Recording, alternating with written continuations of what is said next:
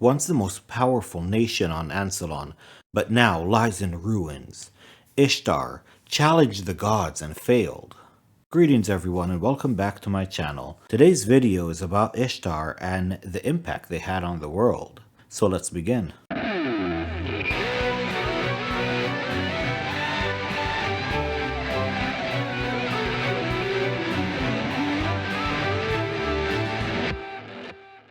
In this video, we're going to dive deep into the history of Ishtar, and it all begins at the end of the Third Dragon War. This is the Dragon War where Humad Dragonsbane managed to force the Queen of Darkness back into the Abyss, and made her take all of her evil dragons with her. This event and the end of the war heralded the beginning of the Golden Age. Although the land was severely scarred, it was at least free from the grip of dragons for a time. Ergoth suffered most greatly. It would never again achieve the glory of its lost empire. Ergoth before this used to be the strongest empire on Ansalon. It came into a few issues with the Rose Rebellion and the break-in of the eastern edge of the empire, turning into Solamnia. After that, they were still powerful, but not as powerful as they used to be. And the Third Dragon War devastated them, leaving their empire in ruin and opening the door to a new one. As the world recovered from its wounds, the Knights of Solamnia lost their way. The new, safer Ansalon had no great villains to vanquish, no great evils to right. Many of the knights turned to rebuilding their lands and governments. Others resigned their posts altogether and scattered. Other folk, however, were blessed in the years following the war. Chief among those were the merchants of Ishtar. Only Ishtar, in its desolate location, remained untouched by the war's ravages. From its safe location, Ishtar plotted to guide the world into an age of glory. The power of Ishtar to effect this change was not military, but commercial. To understand the commercial success of Ishtar, we first need to dive into the dwarves that helped them achieve it. In Thorbadin, Ishtar found a ready ally. As a center of trade, Ishtar desperately needed the coins minted in Thorbadin. In return, Ishtar provided a vast market for the dwarves' crafts and tools. The two nations created an agreement of mutual support. Ishtar built a mighty fleet to circumvent the seas to carry trade goods all over the world. Thorbadin sent forces back to reopen Thoradin. Thoradin used to be the ancient home of the High Lord, and they abandoned it millennia ago in search of new lands. Thorbadin sent forces back to reopen Thoradin as a major manufacturing center for Ishtar. These forces found the halls of Thoradin oddly empty and abandoned, as the previous occupants have left only a day before. An occasional Orc clan has inhabited the otherwise empty hall. In a brief series of skirmishes, the dwarves drove the ogres back and reclaimed Thoradin. Thoradin swiftly became a supplier of tools, weapons, and coinage to Ishtar. Soon afterwards, Thorbadin received mining rights to the Granite Mountain Range and Solamnia. The mines of Kaolin opened, setting a triangle of trade between Granite, Thorbadin, and Ishtar, with Thoradin at its center. And despite the good fortune of the rest of the world, the Sylvanesti elves continued to isolate themselves. Only the Quellenesti elves retained contact with the humans and other demi-humans. Now, PC stands for pre-Cataclysm. In 910 PC, 50 years after being driven out of Thoradin, the Ogres attempt to return to their one-time home. With the aids of the Knights of Solamnia, the dwarves managed to drive the ogres away. Ishtar continued to grow in power and prestige in the world, becoming a major supplier of tools and arts, and acting as brokers for grains, woods, and spices for the rest of the world. In an attempt to better control the international trade, Ishtar imposed trade standards and fair price standards. These regulations were poorly received by the Kenders of Balafur to the south. The Kender protested the end of barter and haggling, and refused to obey the strict trade tariffs. In retribution, they began to manipulate various trade markets, buying up all the supplies to raise demand, and then dumping everything to drop the market disastrously. The Kender trade wars nearly brought Istar to its financial knees, and it drove many merchant houses to bankruptcy. In a desperate effort to save their economy, Istar agreed to the creation of a free market with a special tariff exemption for Kender, the so-called Kender tax. In return, Kender agreed to cease their market manipulation. This pact came to be known as the Kender Meld. The funny thing is that Ishtar also tried to bring up legal actions against the Kender, and they learned that you can't really bring the Kender to court. Kender and taxes don't mix that well, so there was no reason for them to even try. Next, Ishtar clashed with the Sylvanesti naval merchants when they attempted to gain control of key ports and sea lanes, barring the Elven merchants from doing business in those ports. The Sylvanesti retaliated by attacking Ishtar privateers and successfully blockading the Straits of Carthay, thus preventing any Ishtarian merchants from entering or leaving. Ishtar appealed to Solamnia for help. Acting as peacemakers, Solamnia persuaded the elves to allow Ishtar to add its signature to the Sword Sheath Scroll, and this event has become known as the Elf Meld. Ishtar learned from its previous two mistakes and decided to extend its trade standard throughout treaty rather than strong arm tactics. In 530 PC, the Ogres of the Kalkis Mountains founded the nation of Krynn and worked to intercept caravans from Ishtar to Thoradin.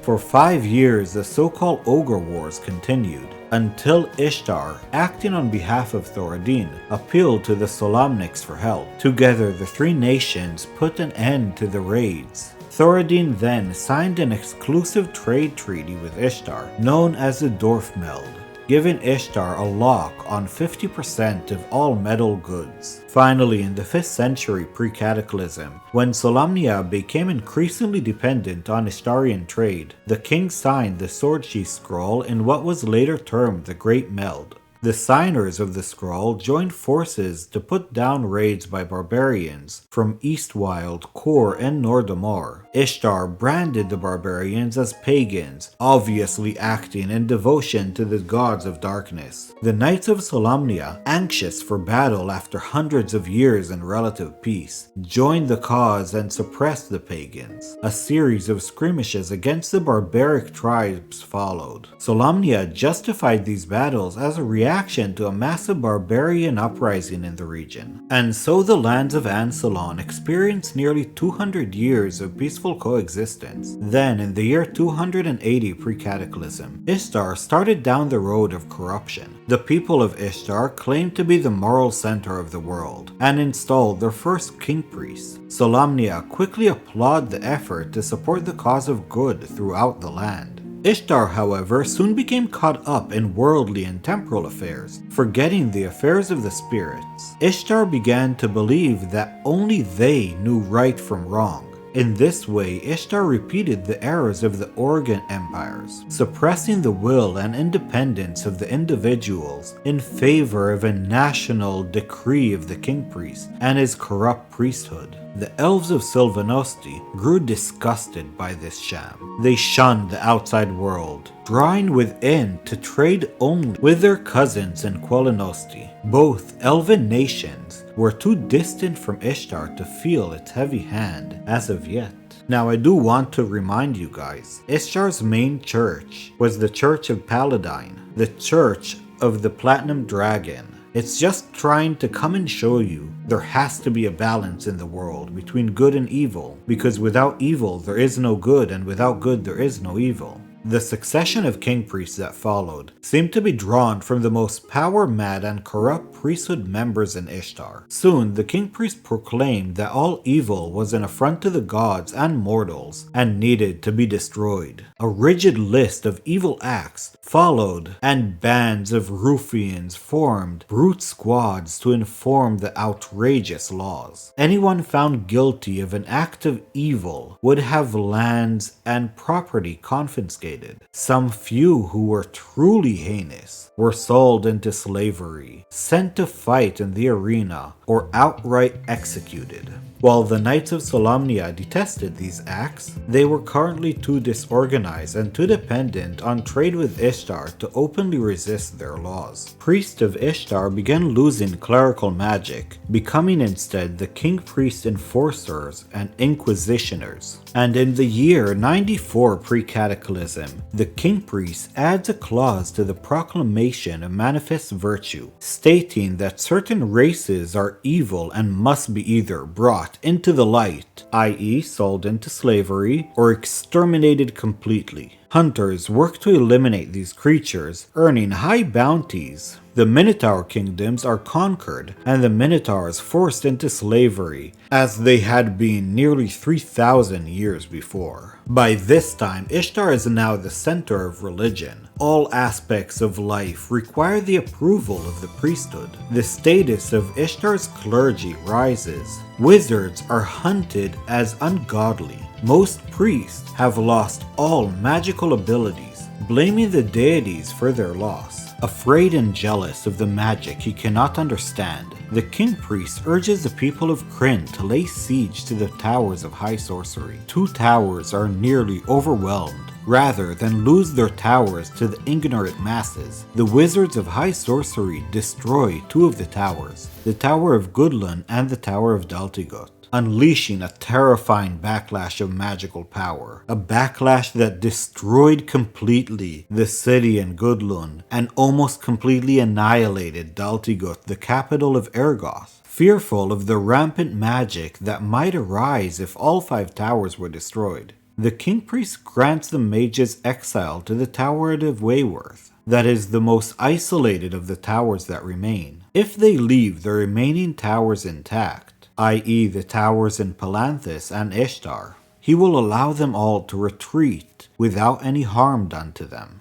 The orders of high sorcery reluctantly agree with Ishtar, and the Kingpriest moves into the Tower of Ishtar, making it his own home. And as the governor of Palanthas wanted to do the same to the tower in his city, the tower itself is cursed by a black-robed wizard named Rannoch, who jumped off of the tower's balcony, killing himself in the process, cursing the land to remain closed until opened by the master of the past and the present. And 6 years before the Cataclysm, the Kingpriest takes his craziness one step forward. The Kingpriest asserts that evil thoughts equip to evil deeds. Priests use renegade mages to read people's minds and arrest them if they think anything wrong about Ishtar or the Kingpriest. The glory of Ishtar dimmed as the Cataclysm neared. The Kingpriest saw fiend in the shadows and despair in the night. Blinded by his own righteous pride, he hoped to summon the gods to do his bidding. From the heart of his land, from the temple of Ishtar, the Kingpriest spun his folly like a spider spins its web. He leached from the land its essence, plotting to enact a salvation for himself. In return, the gods sent 13 omens to warn the folk of Ansalon of their coming doom. How quickly have the people forgot the prophecy foretold by the elven priest Lorelon, that if ever man in pride should challenge the gods, woe betide the world. These 13 signs passed, all but unnoticed among the folk. And these 13 signs were: the god's hand shall withdraw, and man shall face his doom alone. The sky shall laminate and beat the earth with its tears and cries of anguish. Fear shall visit the land. Light shall be devoured. Hope shall flee. Darkness and despair shall be rekindled. The flame shall fail on the hearth. The plains shall be cleansed. Brother shall turn against brother. Knowledge shall be violed. Our children shall bleed for our sins. Nature shall turn against man in outrage. The bounty shall end, and the blood of the land shall wash the blood from the earth. And finally, the earth shall awaken. But the Kingpriest in his pride did not heed the warnings. On the eve of Yule, a time now known as the Night of Doom, all true priests left the world to the higher planes, never to be seen again. On Yule Day, the sky turned sickly green, and a cyclone destroyed one of the 7 towers of Ishtar's temple, pelting the city with a rain of marble. The storm pounded the land in rage unending for 7 days. Each day afterwards, reports arrived from across the land, telling tales of some awesome or troubling event. A pall spread over Balfour and Halo, and the merry Kender were found huddled beneath their beds. The night sky darkened as the black moon Noitari devoured the silver god's eye of Solinari and the red night candle of Noitari. The black flame, the living destroyer of life, awakened and burned again in the Dwarven halls of Thoradin. In Solamnia, firewood would not light, leaving hearths cold and dark. And in Absentina, brush fires raged across the plains, destroying the land. Lord Soth broke from the Council of the Knights. The Council sought to redress him in war, but he retired from the world to his keep. And in Palanthis, an impenetrable white mist obscured everything. Only on the 13th day could a scribe even set pen to paper. A cry came from Sylvanosti. The trees were weeping blood, and Quellinesti came in alarm of the animals torn violent. Tarsus told of ruin and torn nets, and the northern ports spoke of red tides washing through the streets. Finally, the Lords of Doom and many other sleeping volcanoes blenched forth rivers of lava and ash. But surprisingly, through all of this, few casualties occurred. But the worst was at hand. Tremors began to shake the land, grinding away the lives of men. A mighty roar filled the air, and the sky rained fire.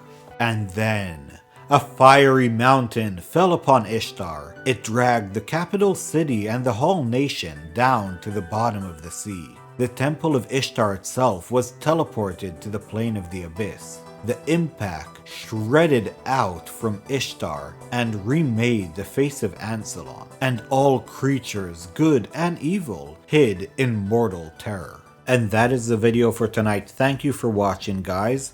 I hope you enjoyed it.